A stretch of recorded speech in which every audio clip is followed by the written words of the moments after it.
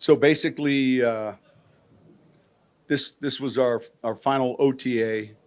Next week, we start with minicamp. And look, when you're observing, the practices are very similar. The time allotted is a little longer. There's some things that are a little different, but by and large, if any of you came to an OTA or came to a mini camp practice, it would be hard to tell the difference, but we're allowed a little bit more time on the field. So that'll start on Tuesday, Wednesday, and then Thursday schedule will be shortened because of our time constraints. Any questions? Justin, last week called your practices educational. When you spend a lot of time explaining, whether it's situational stuff or like that, what makes it a point of emphasis? Well, there's a board where there's 43 things that are unique end of game, end of half, sometimes middle of the game situations that they may come up once every 4 weeks, maybe once every 2 years. And so we begin teaching those, and not just to those involved. Like in a perfect world, the whole bench is going to know what to expect at the end of a game in a certain situation. So we spent all of the walkthrough, you guys saw it, on about 8 different situations.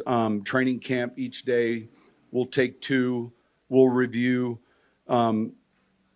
They have to know those cold, and they have to know what we're thinking so that when they come up, we can execute. And if you don't address one because it doesn't come up until every 2 years, then you're going to be faced with it and no one's going to know what to do. So it's really just trying to get really specific with the details of certain game situations that actually happen. We have video of it, and we have statistics of it, and then what's the strategy when it happens. Sure. I think your players all are familiar with the gambling policy. Is there anything you're doing? Yeah, it's a great question. So look, we got a packet from the league.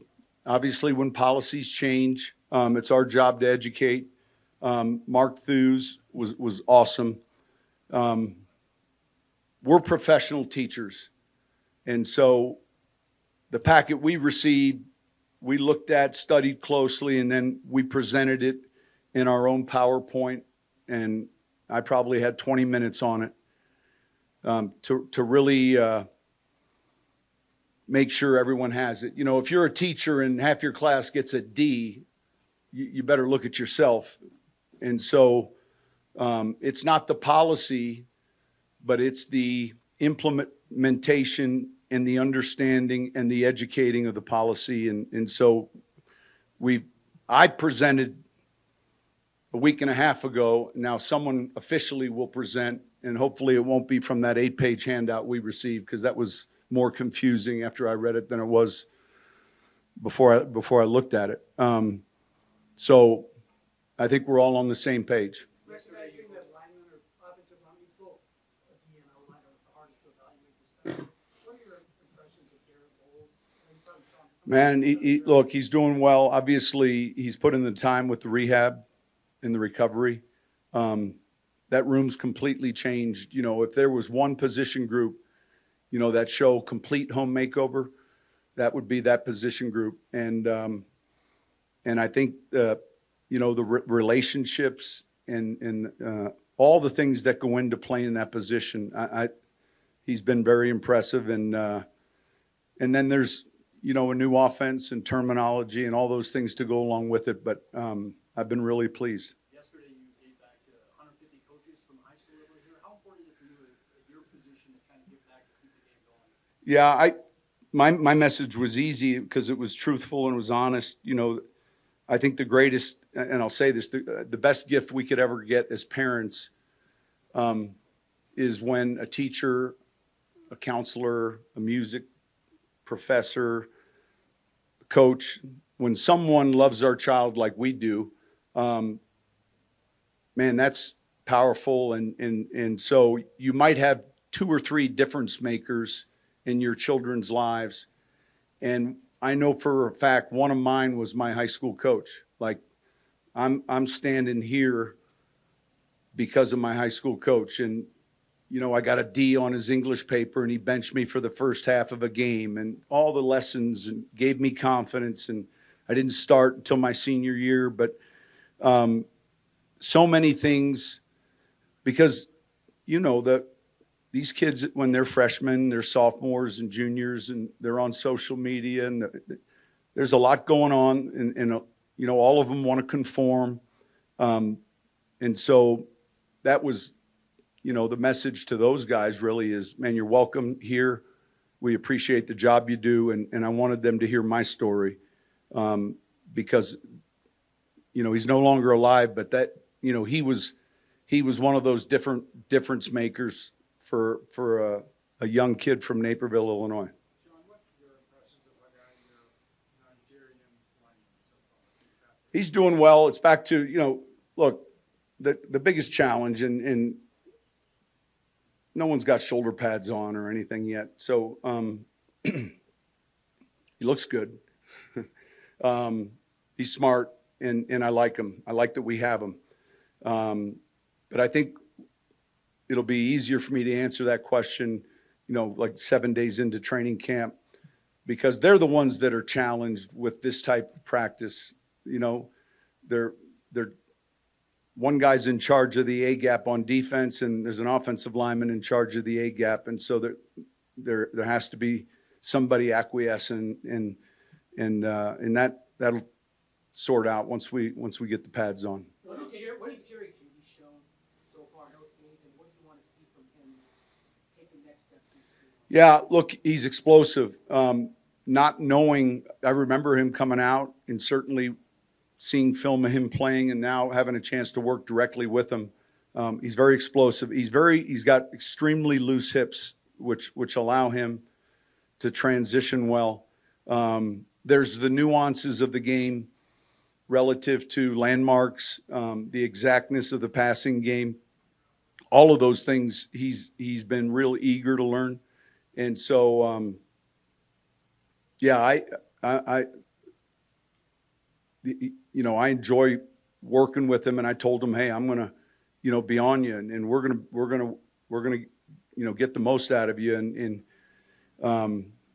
he's continued to get stronger. A couple times he's catching the ball with his pinkies together instead of his thumbs together, correct some of that. But he's someone that certainly will be a big part of what we do. Coach Payton certainly played a nice play today. What have you been initial impressions of him? Do you think he's ready to take the next step? Yeah. Look, the next step is that cliche term. I hope all of them take the next step, because last year's steps weren't good enough. I think that he's smart. That's a good trait to have at his position, and I think he's got instincts. And so that was a heck of a play down the field and staying on top. For him staying healthy, and then, taking a little bit of this momentum. Confidence is born really out of demonstrated ability. You can hope for confidence or say, I'm going to be confident, but it's only born from demonstrated ability. And so plays like that, you guys have all seen a preseason game where someone excels, and then all of a sudden you have a different player, and you can point to a certain moment. And, he's one of those type of players. Coach, what was your high school coach's name? J.R. Bishop. And then second, you talked about the situational stuff. How much are you able to review that during the season? Is there a certain day? Every week. Now, this is a perfect time because it doesn't involve the physical nature. It involves the thinking. But throughout the season, we're going to repeat. And now we're not going to cover 42 a week, but we're going to repeat situations so that when they come up in the game, there's clear and calm thought, and everyone's on the same page. Two more questions. How do you like grappling? Say it again. You've been out your running back room a little bit. Is that in part because you're more confident about where Javonte is, or is that? Well, I'm confident. I'm pleased with where Javonte is, and part of it is just, it's normal with this roster. I've said it, where, you're going to churn certain position groups based on, getting a chance to look at other players. And And it just so happened a couple have been at running back. Coach, how do you like wrapping up this time of the season next week? Do you cut the guys loose? You have a little fun? Is it all football? How do you like to wrap things up? Well, with a whistle. And that begins, look, there's been a lot of progress with their strength and conditioning and a lot of progress relative to what we're putting in. And then just emphasizing, how easy it is to slide backwards all of us know if we get, in a training routine or a diet, and so the significance of this continuing, but in a more organic way with those guys being at home. The break is healthy for the coaches as well. Everyone knows when we come back, it's like getting on an aircraft carrier for 6 months. You're here 7 days a week, well past midnight. And so, yeah, I mean, that I've got my daughter's getting married, next weekend, like right after we break. So I got to figure out my speech. All right, we'll see you.